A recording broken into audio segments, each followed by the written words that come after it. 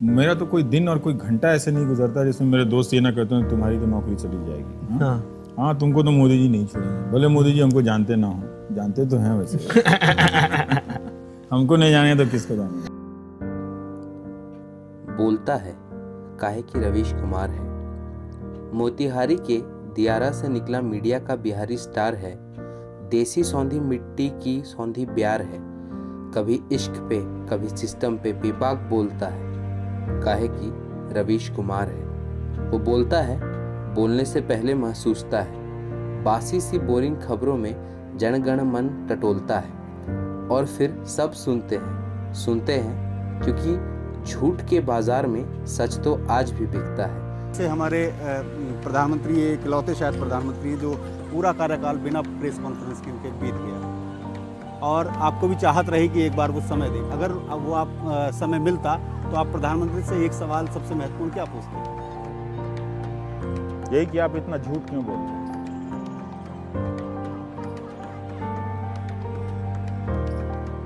यही सवाल करता है। एंकरों को तो सवाल ही याद नहीं आता उनके सामने जाने पर। आप सोते कब है पूछकर चले आते हैं। ये क्वेश्चन फिक्स है, कुछ समझ में ना आए ये वाला पूछ लो फिर लौट आओ। मजाक अलग है। गैर राजनीतिक इंटरव्यू के लिए प्रधानमंत्री का शुक्रिया। देखिए कितने आराम से हम लोग एंकरिंग कर रहे हैं। माहौल ऐसा ही होना चाहिए। पॉलिटिक्स बेकार चीज है। ये क्या चुनाव बनाव हो रहा है? चुनाव आयोग तो कुछ कर पा नहीं रहा है। इसको लेके इतनी पॉलिटिक्स करने की कोई जरूरत नहीं है। हाई प्रोफाइल मसलों से बचिए। इतना गर्मा गर्म डिबेट मत कीजिए। गैर राजनीतिक बात। मीडिया की लाल वाली माइक पकड़े वही जिसे पकड़ इस मुल्क के कुछ एंकर खुद को खुदा मान लेते हैं। वो टीवी पर रोज रोज चिल पौ मचाते जोकरों के बीच एक मध्यम सी चुप्पी है। रुक कर, समझ कर, पढ़कर, सोचकर अपनी जबान को अपनी जमीर के काबू में रख किया गया वो चुटीला बवाल है जिसे देख के सब कहते नहीं कुछ।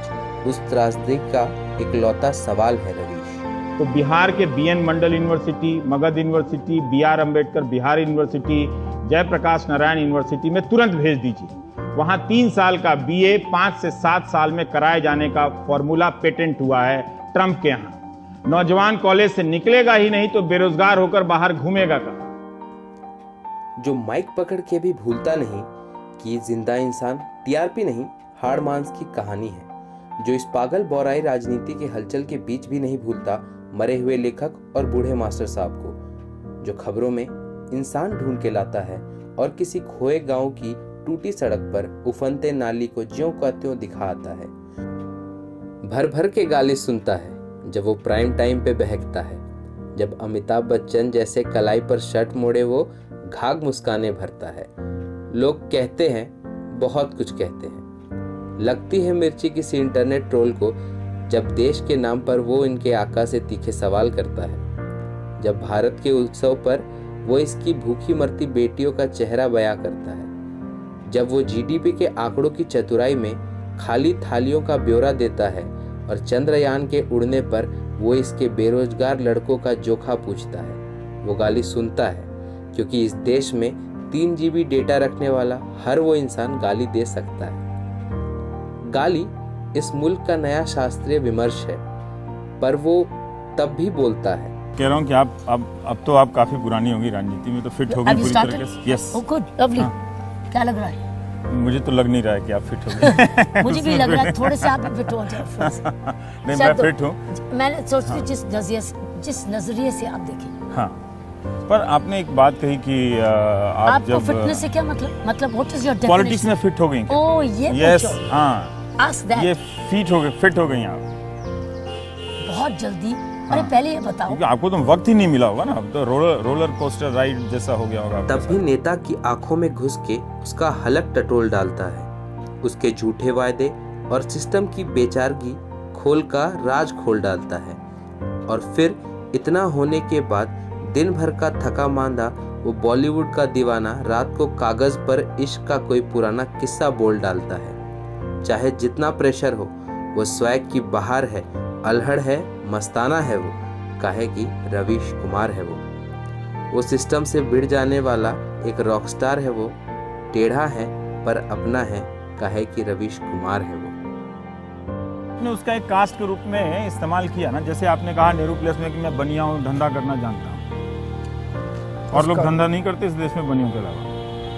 मैं उसका पूरा कंटेक्स्ट हाँ। बता देता हूँ, मैंने किस कंटेक्स्ट यही में बोला था। क्वालिफिकेशन है चीफ मिनिस्टर बनने का कि बनिया है और धंधा करना है। दुकान है कि सरकार है ये? सर मैं 2 मिनट बता देता हूँ आपको। बताइए। मैंने आप नाराज हो रहे हैं बहुत ज्यादा। नहीं बताइए। कि दोनों की मुलाकात छतरपुर के मंदिर में हुई, मगर अच्छा लगता था उन्हें जामा मस्जिद जाना। इतिहास से साझा होने के बहाने वर्तमान का ये एकांत करीम से खाकर दोनों मस्जिद की मीनार पर जरूर चढ़ते।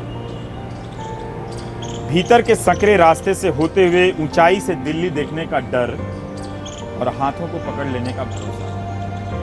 स्पर्श की यही ऊर्जा दोनों को शहरी बना रही थी। चलते चलते टकराने की जगह भी तो बहुत नहीं है दिल्ली में, क्योंकि ये सिस्टम की मेहरबानी है ऐसी कि जो सिस्टम है वो आपको इतना तोड़ देता है, आप कहीं भी पैदा ले लो, ये स्ट्रगल से, इस सिस्टम से जूझते जूझते आपका स्ट्रगल हो जाता है, जिससे आप स्ट्रगल करते हैं जिंदगी। ये जो एंकर है इसका स्टेक डेमोक्रेसी में नहीं है, इसका स्टेक एक नेता में है, एक नेता के प्रोपेगेंडा में है, और वो आपको झूठे झूठे मसलों में आपको भटका रहा है। आपको मेरी बात अच्छी नहीं लग सकती है, पर याद रखिएगा तो आने वाले समय में जो मैं बोल के जा रहा हूँ उसका हिसाब कर लीजिएगा। Thank you.